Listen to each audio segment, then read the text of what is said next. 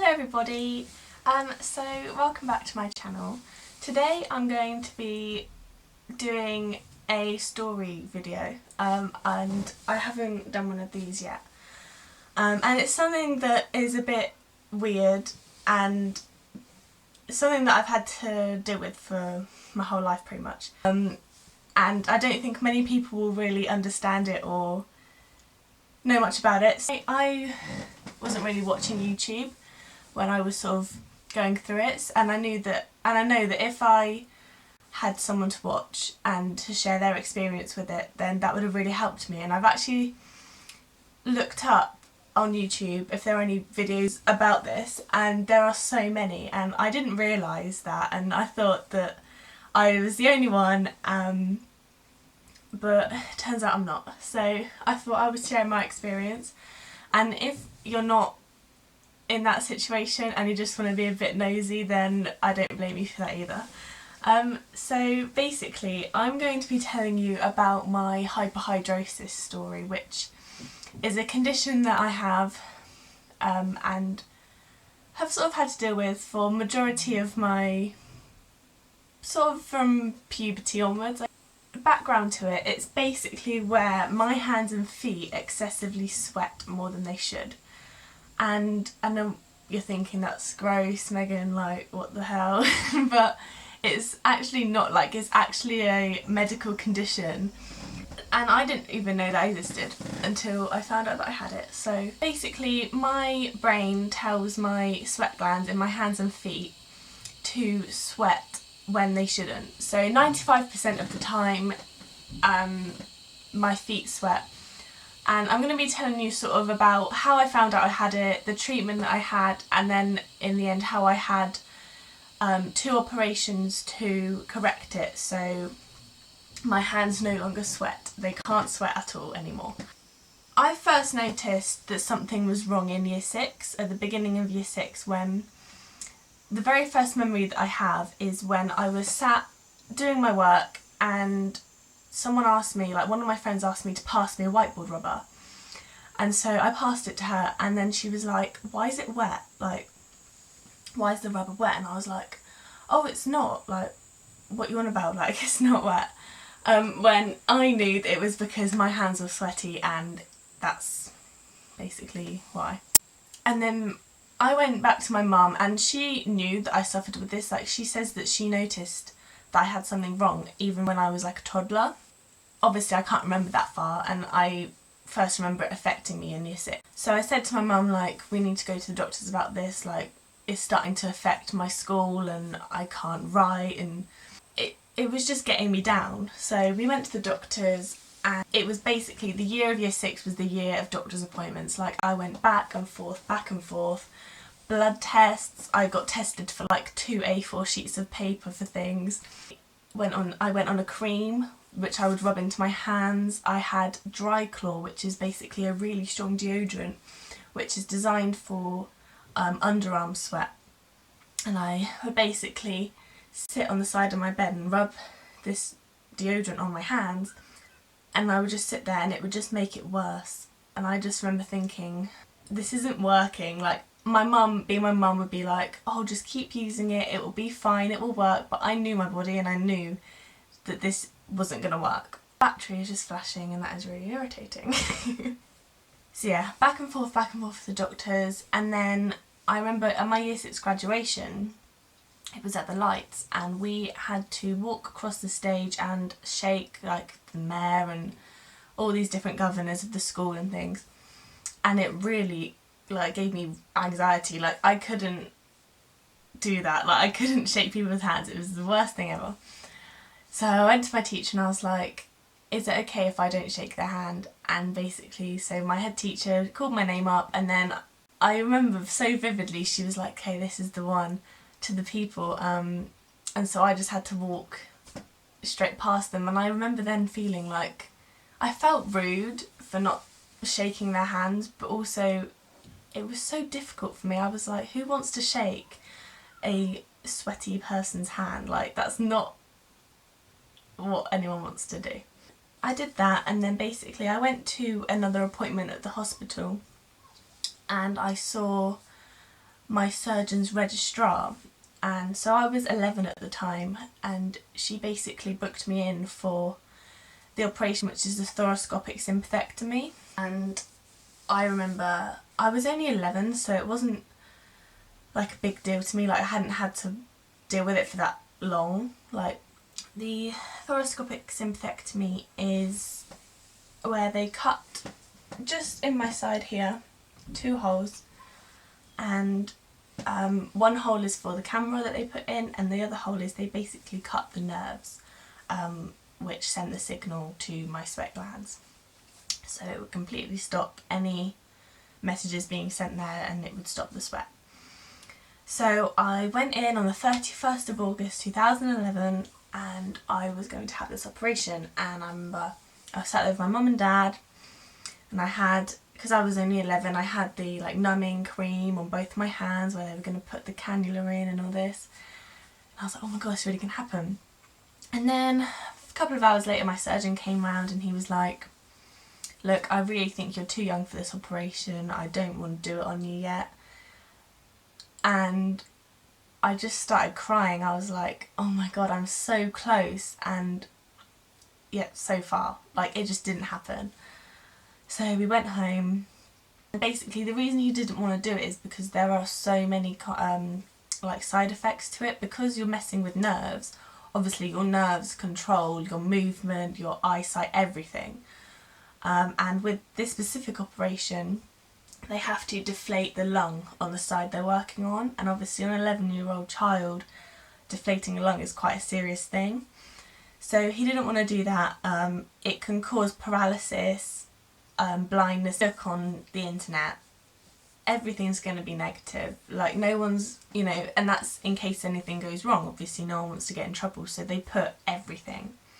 It really caused serious things, and he just wasn't confident in doing it in me.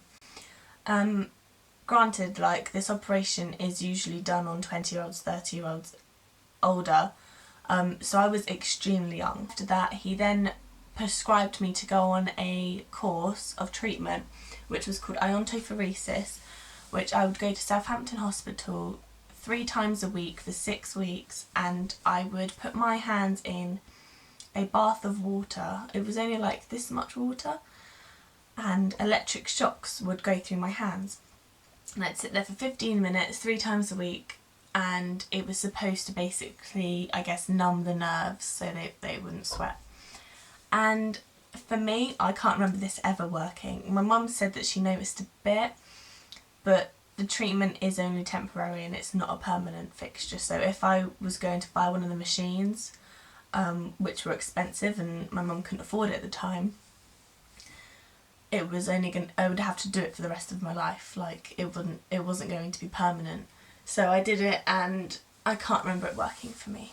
But then I went through secondary school, didn't go back to the doctors for a few years, and it was obviously like I was growing up and I was noticing it more and more, and it was getting me down so much, because I was like, why can't I just be normal? Like, why do I have to deal with this every day? Because you use your hands for everything. Like, you know, with my feet it wasn't so much of an issue because I don't write with my feet. You know, like, I don't do my makeup with my feet, I don't hold cups with my feet. And I was having to do all these struggles, and I would slowly learn what clothes to wear to try and sort of help me, you know, things that were absorbent, or like I have a towel at home which I'd walk around with and use. It was just things like that, you know. Even sleeping at night in the summer was like virtually impossible because I just couldn't get comfy, because it was, and when I say sweat, I mean like dripping. Like, it's not just like when your hands get a bit clammy. It was like, it's like sweat beads formed on my hands and feet and was sweating. I remember I was playing the Wii once, and my hands, it was just rolling down my hands. It is so gross, but for me it's not, because it's just my life. Like, it's just normal. Like, so many people deal with it. And I like moved my hand with the Wii remote and it flew out of my hand, and it was so embarrassing, and it came out of my hand, and I just remember thinking, like, this is so annoying. Like, it's just such an inconvenience to my life. But I slowly learned how to deal with it, what I could do to try and make my life a bit easier. And yeah, and then I thought like I was literally the only person in the world that ever had to deal with this, because no one I knew had it. None of my friends knew anyone who had it. And I looked it up, and apparently just under 5% of the global population suffer with it. So I'm not the only person. It is rare in the UK, like only a few thousand people suffer with it in the UK, but there were a lot of people who had it, and it made me feel a bit better, because I was like, okay, I'm not alone with this weird. But that didn't stop, obviously, people who don't understand it, people who are in my life and I might like touch them, or they might see it and think like, Megan, why are your hands like that? And I'd be like, they're not, I've just washed my hands, you know, or something like that. And then as I got older, through secondary school, I would tell people about it, people would learn about it, and then they'd be fine with it. Like, people are negative of things they don't understand, and that's why I kind of want to make this video, because first of all, I want to raise awareness of it. And even if it's not hyperhidrosis, even if it's something else, and you see someone and they're like, what's wrong with them? Like, you know, it might be something that you've never seen before. And I think your automatic reaction as a human is to be like, oh, that's weird. Like, but there could be a genuine reason why it is, and I had no control over it. Like, my hands were sweaty like 95% of the time, and they were sweaty so often that I would notice when they were dry, and that's obviously not normal. It got to sort of year 11, and I said to my mum, like, I'm a bit older now, a few years have gone by, can we go back to the doctors again? So she was like, yeah. So I went for a doctor's appointment, and even the doctors were amazed by it. Like, I would go into the doctor's surgery and I'd worry, like, oh my god, what if for some miraculous reason they don't sweat? And then they're like, well, you're lying. And then I would get in there and it would be like, you know, just excessively bad again. And they'd be like, oh my god. And they would literally look at me like, how do you deal with that? And I'd just be like, I don't know, I just so many other people do. But obviously it is rare, it's a rare condition. So they didn't really have much experience with it. I then got referred back to my surgeon.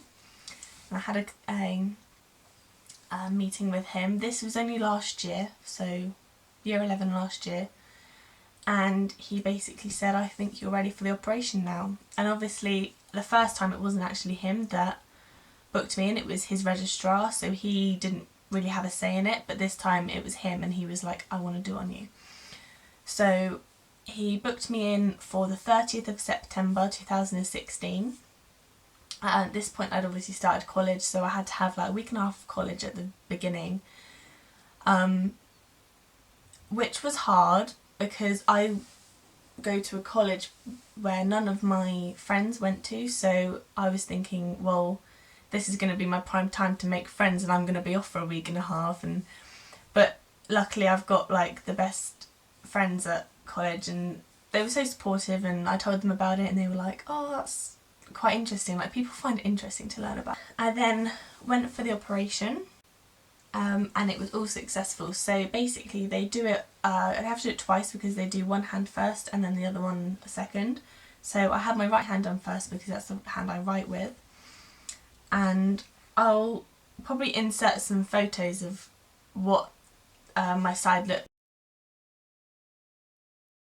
like after and then what they look like now. They're only kind of like this big, 2 scars on my side.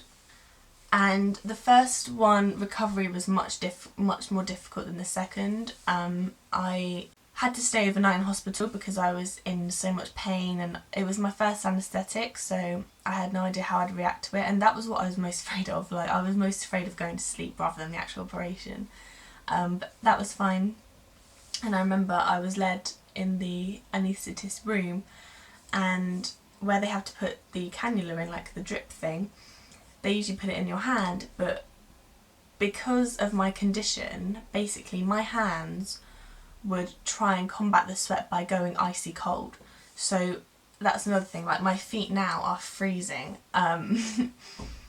Yeah, it only would do my hands, so my feet still do it, but obviously I don't notice it that much on my feet. So I was in the anaesthetist room and my hands were so cold that obviously my veins weren't coming through and they were hitting them for so long and they just couldn't, so I ended up having to have it just in my arm here.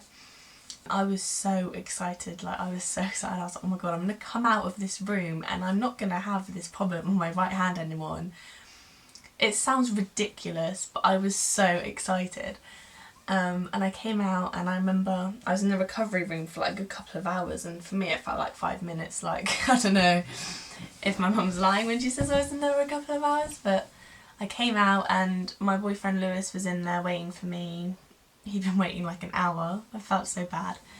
And then him and my mum stayed with me for a good few hours afterwards, and then, like I said, I stayed overnight, so they left in the evening, and I had a lovely old woman opposite me who was talking to me, and it was a nice experience. Like, I was like pretty much high on drugs the whole time, so I don't remember that much, but I then left the morning after and I couldn't walk. Like, it was horrible.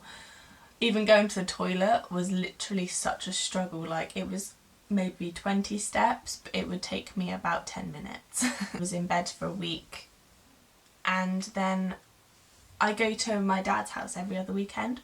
So a week had gone by and I was going to go to my dad's, and then on the Friday I started to get this severe back pain, and when I say severe, like I was immobile, like it was so bad, and I was crying so much, and I was like, Dad, you have to take me to A&E.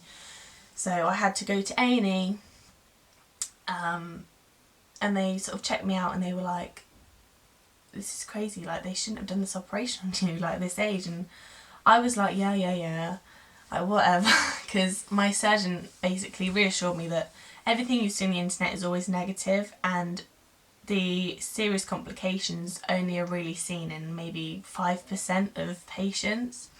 And I was willing to take that risk. I was like, yeah, I don't, the stats don't even mean anything to me because I just want this sorted so much. And then they basically just said, keep taking painkillers and hopefully it will go soon. If it doesn't, come back in a few days and see your GP. So I then ended up seeing my GP a couple of days later, and the pain was so isolated, it was in my spine. She basically said it was because where my nerves had been sort of messed around, my brain was kind of going a bit crazy, and it was just an isolated pain on one of my on one of my spinal discs. A couple of days later that went, and it was quite a scary time because I was like, this could be here forever, like I don't know when this pain's gonna go, but it did go, and then a week or two later I was fine. And then I went back to my surgeon again and I booked in for the left hand on the 9th of December 2016, and I remember booking it and he was like, well, we could do it on Christmas Eve, and I was like, no. The second time was so much better. Like, I was up and about like the next day. I didn't have to stay overnight that time, and he did say it's either a bit better or a bit worse, and it was so much better. My left hand now, my right hand's completely dry. My left hand, sometimes you can feel it wants to sweat, and it doesn't, but you can feel like it does, like the tiniest bit.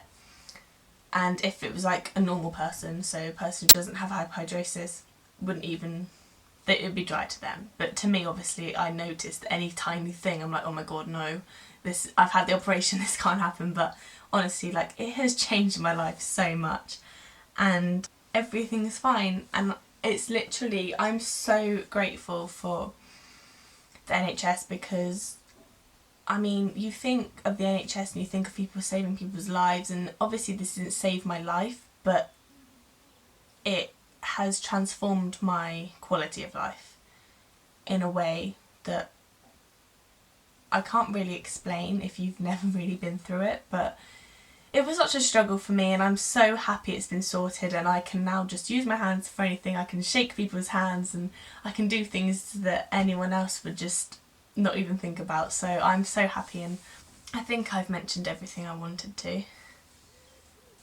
But yeah, now it's all sorted and I'm so much happier. But thank you for watching, everybody. I hope this was helpful to some of you, and if not, you got to learn a bit more about my life. But yeah, make sure to like my video if you did enjoy it, and I'll see you in the next one. See ya!